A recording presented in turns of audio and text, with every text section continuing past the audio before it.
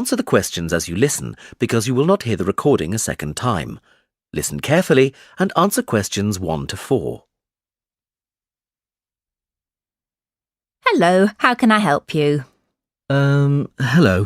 Is it possible to book a bus tour of the city here? Of course, sir. When would you like to take the tour? There are tours in the morning, afternoon and evening. Sometimes it's nice to see the city at night with the buildings lit up. We'll be going out for dinner tonight, so we'd prefer to go this afternoon. Oh, and it's for 2 people. Right. Now, I just need some details. Can you give me the names of the 2 people, please? Yes, Susan Field and James Carter. Susan Field and James... Sorry, can you spell your surname for me, please? It's Carter. Carter. Thank you. And can I have a contact telephone number? Why do you need one? Just in case we have to cancel the tour and need to contact you. I see. Well, my mobile number is 07988 636 197. That's 07988 636 197. Now, can you also tell me which hotel you're staying at? The Crest Hotel. Oh, no, sorry. That's the hotel we're staying in next week. It's the Riverside Hotel. Oh, the Riverside is a lovely hotel. Are you enjoying your stay? Yes, we are, very much. We'd definitely recommend it to others. Oh, I am glad. Now, I can book you on the tour at 4 p.m. Would that suit you? Alternatively, there is one at 2. 2 would be better for us, please. Right. That's booked for you, sir. 2 people at 2 p.m. today, August the 14th. You pay the bus driver when you get on, and it's £4 per person. Thank you very much. Before you hear the rest of the conversation, you have some time to look at questions 5 to 10.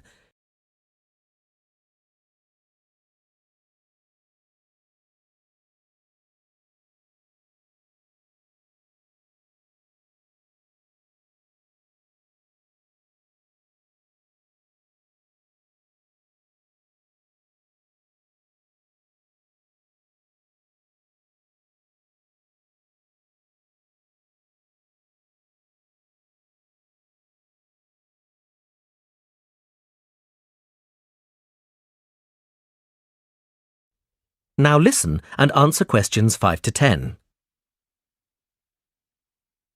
Can I also ask you about the museum in the main square? I was reading about it in my guidebook and was shocked to see that the entrance price is £10. Why does it cost so much? Well, the museum has the largest collection of Latin American art in Europe. People come from all over the world to see it. But that's not the reason why it's so expensive to get in. You see, the building is very old and it needs repairs. The £10 ticket cost will go towards repairing the roof and the walls. I see. Well, I suppose it's worth paying £10 to see the collection. Yes, I think so too. Is there anything else I can help you with? Actually, there is. I was wondering if you knew of any good restaurants in the area. Well, there are a few restaurants near the harbour and a couple on the beach, which are nice.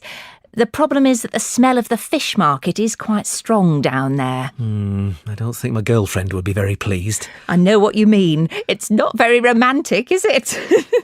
My advice would be to go to the next town. It's bigger and the restaurant selection is wider. You can get there by taxi and it only takes about 10 minutes. The town is quite picturesque. Is it for a special occasion? Yes, it's my girlfriend's birthday, so I'd like to go somewhere special. Do you know any of these restaurants well enough to tell me about them? Well, I know about a few of them, and there are pictures in this leaflet here. Oh, this one here is lovely, the Bellevue, and it's extremely popular. It has a famous chef, so it's not cheap, but the standard of the food is very high. It's right by the sea, and there are wonderful views if you get a good table. Then there's the Lighthouse Cafe, you can see the picture here, which isn't really a cafe at all. In fact, it's a great restaurant, and a lot of TV celebrities and actors eat there. The place has been going for over 100 years. It's quite an institution around here. I'm not sure about those 2. They sound too expensive to me. I was thinking of somewhere small, not too upmarket, but with good food. In that case, what about Harvey's? The same family has run this restaurant for over a century, and it's reasonably priced and really popular with local people. Oh, and there's another family-run restaurant, Stonecroft House. New owners took over a month ago and they're getting good reviews. There's a new chef there and the food is meant to be very good. This leaflet has the contact details for all the restaurants, so you can just call them if you'd like to book a table. Great, thanks. You've been very helpful.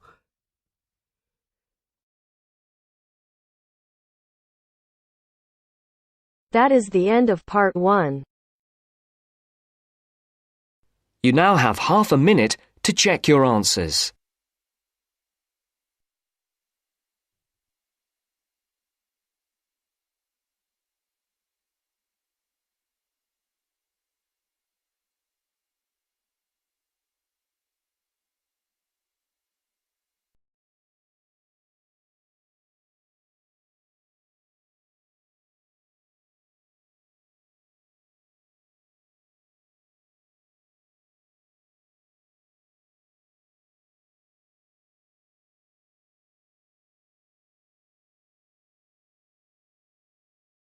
Now turns to part 2.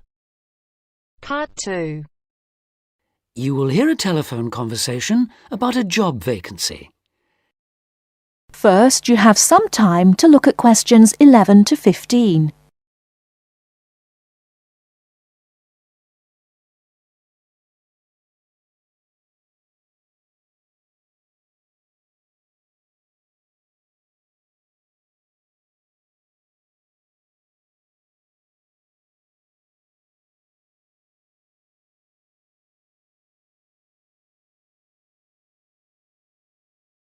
Now, listen carefully and answer questions 11 to 15.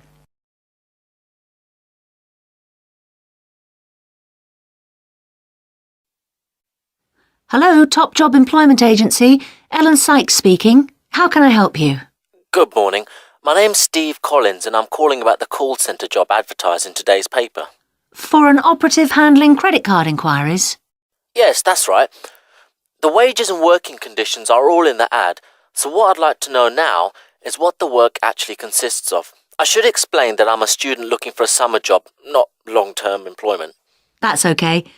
The people at Intercard say they've always found students to be honest, which of course is essential in this line of work, and they have the basic IT skills needed there. Apparently, there have been a few who didn't find it easy to get there on time in the morning, but in most cases their punctuality is as good as anybody else's. Anyway, about the work. And I know a bit about this because, as it happens, I've worked there myself. Really? Yes, for about a year. You'd find that most callers would be people wanting to check the balance on their cards, query payments made and so on. And from those who've had their card stolen? No, they ring another number for that, an emergency line. People also call that number if they lose their cards. And what are most callers like? I mean, what kind of people are they? All sorts, really. All ages, every kind of background. Though one definite trend is the change in the number of women. Nowadays, they make up around 55% of the total, whereas years ago, there used to be a majority of men calling. At one time, I heard, as many as 3/4 of all credit cards were actually held by men, but that must have been long before I was there. It's certainly different now. So to do this job, what sort of experience do I need? None, really. Have you got a credit card yourself? Yes, I have. Then you probably know quite a bit about them already. And as a student, you're obviously intelligent, which of course you need to be for the job. So after a day or so working with an experienced operative, I'm sure you'll have picked up enough to deal with routine inquiries, which of course most of them are. But there are bound to be questions I can't deal with, at least at first. What happens then? In that case, you can ask a supervisor. They're very helpful to new staff. I think I like the sound of this. What do I do next?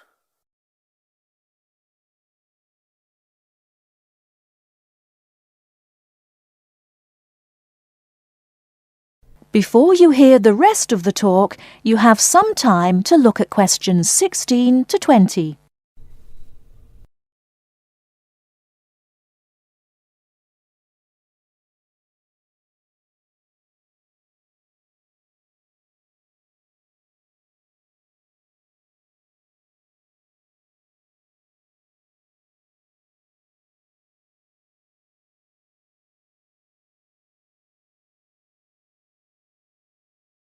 Now listen and answer questions 16 to 20. Can you get over there for 9:45 on Monday morning for an interview? Definitely, yes. Whereabouts are they? In Riverside Business Park. Do you know it? Yes, I've been there once. How do you usually travel? By bus. Right. So you take either the 136 or 137 to the bus station, and when you come out of there, you turn right. Along Orchard Road, that is. The road from the railway station? Yes, that's right. You go past the petrol station next to the car dealers, then carry on down the road. Do I take the first left at the main car park? Well, you could do that and walk up Newfield Avenue alongside the shopping centre, but it's a long way round. I'd suggest continuing along Orchard Road with the water company and then the insurance offices on your right. They used to be local government offices, by the way. Yes, I remember those. And you keep going until you reach the advertising agency. Now, facing that is a small road called Cherry Lane. There's a newspaper office on the corner, and opposite that is a big hotel, so you can't miss it. And how far down that road is it? Well, they aren't actually in Cherry Lane. You walk as far as the next junction and turn right into Armand Drive at the mail centre. Intercard is in the third building on the right, between the airline offices and the shipping company. Fine. I'll be there on Monday. Thanks very much. Bye. Good luck. Bye.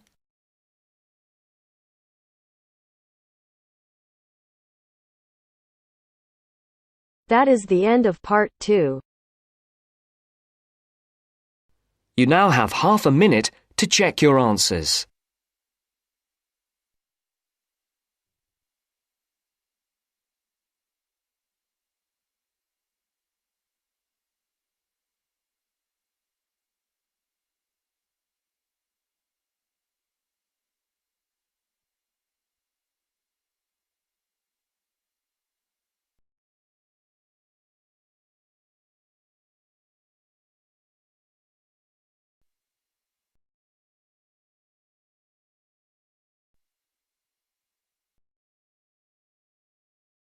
Now turns to part 3. Part 3. You will hear two students, Jenna and Marco, discussing a business studies project they have to do.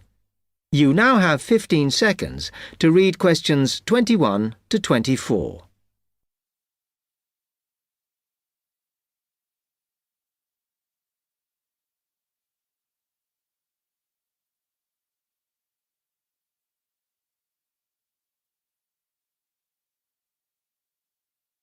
Come on, Marco. We've got to get on and sort out this project for Professor Buckley. Hang on. I want to make sure we've got all the information. Now, where are we? Well, today we need to sort out exactly what we're going to do and how we're going to divide the work up. Okay. How long have we got, by the way? The end of term is April 6th. And he said to hand it in on week 8, so that's March 25th at the latest, because the beginning of that week is the 21st, so not long. Right. Have you got the notes there? Yes. He wants us to do a fairly small-scale study, like the last one, on whether or not businesses were offering more benefits to staff. And we've now got to look at the rise in older workers. It should be fairly straightforward. Yeah, as long as we keep it small. Who's marking it? I don't know. Sometimes he gets the PhD students to mark it for him. Oh, actually, it just says here, a senior lecturer. I suppose it's too much for Professor Barclay to do them all. Yeah. Anyway, how are we going to go about this? Well, we have to decide how big we want it to be and who. Yeah, but I think we must sort out a timetable for the project. Otherwise, nothing will get done. Okay. Do you want to do that? All right. I'll do it as soon as we finish here. Before you hear the rest of the talk, you have some time to look at questions 25 to 30.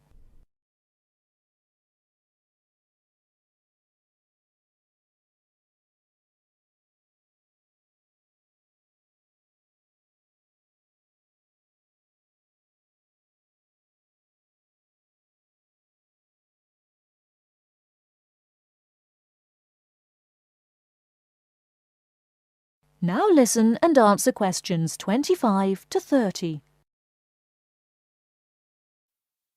Okay, what do we have to do now for the project? What's the best way to go about it? Well, Professor Carter suggested we set up a focus group to get some in-depth interviews, but I think that'll take a lot of time. Yeah, I agree. If we did a focus group, we'd have to spend time deciding who to include in it, and it's not necessary to do one anyway. Oh, fine. And if you agree, I think we should get in touch with the businesses on the list Professor Carter gave us and ask them if they're prepared to participate. Sounds good.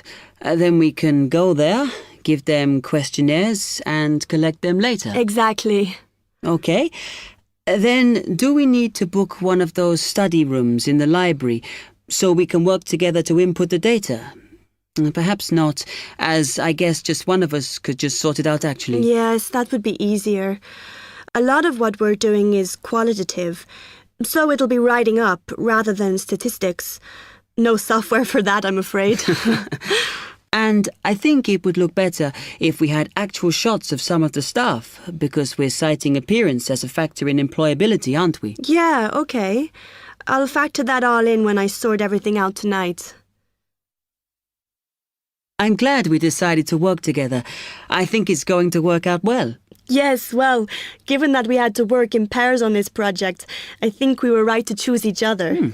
We complement each other academically, as we're each good at what the other isn't. In fact, we should have tried working together before. Yes.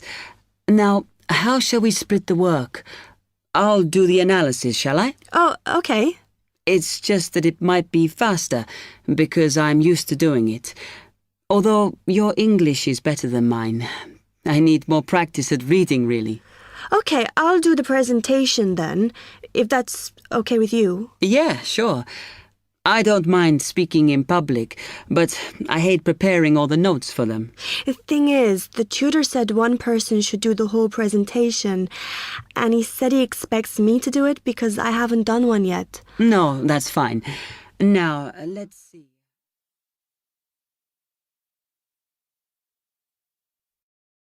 That is the end of part 3.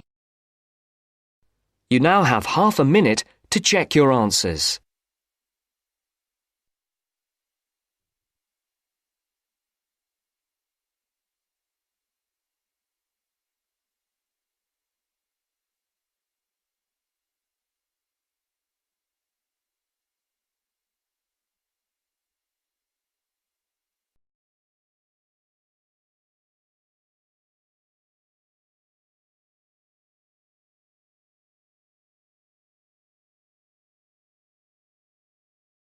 Now turns to part 4. Part 4. You will hear a wildlife expert giving a talk to a group of bird lovers in the UK about a species called the tawny owl. Before you listen, you have some time to look at questions 31 to 40.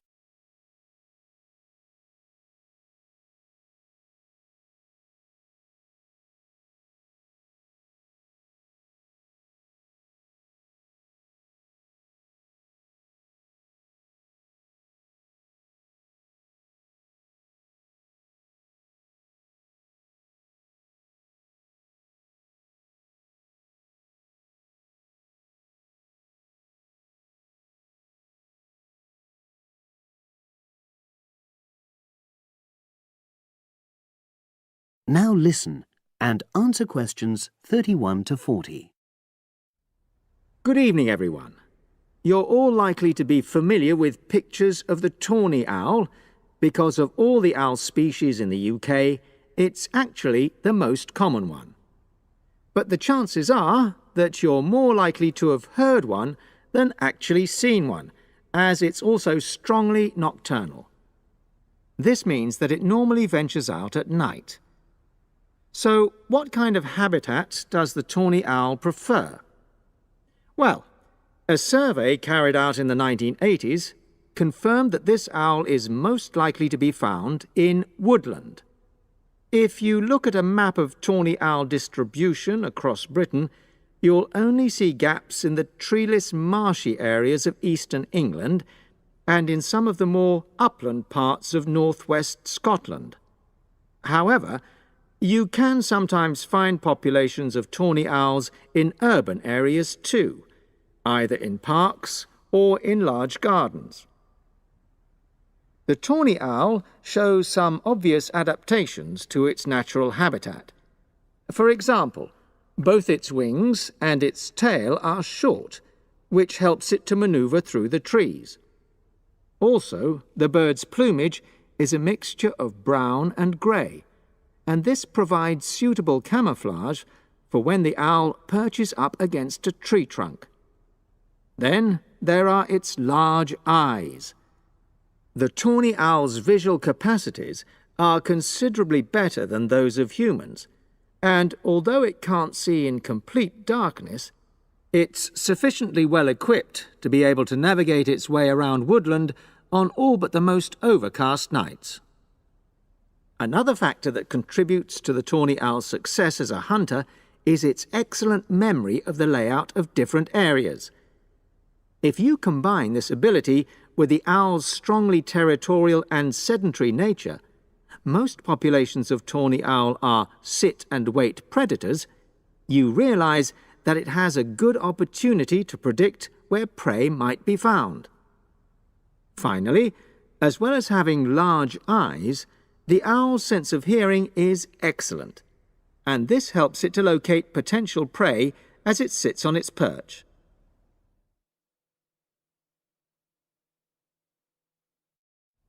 Turning now to the tawny owl's diet. Woodland tawny owls feed mainly on mammals, especially small ones, such as wood mice and bank voles. But they'll also take things like frogs or bats, or even fish, if they happen to be available. In urbanized landscapes, the owls seem to prey more on birds. So there are some differences there. Let's just look briefly now at survival rates in the tawny owl. Young tawny owls face a difficult time once they leave home, and 2 out of every 3 are likely to die within their first year. So, with such high mortality levels, it's a good job that established breeding pairs can produce young over a number of seasons and maximize their chances of passing their genes on to the next generation of owls. I've already mentioned the sedentary nature of the tawny owl, but it's not just adult tawny owls that are sedentary in their habits. Young birds, dispersing away from where they were born, rarely move far. The average distance is just 4 kilometres. There also appears to be some reluctance to cross large bodies of water. The owl is absent from many of the islands around our shores, with only occasional sightings in Ireland and the Isle of Wight off the south coast of England. Right, well, now I'll show you some photographs that have been taken in 1 or 2 of the... That is the end of part 4. You now have half a minute to check your answers.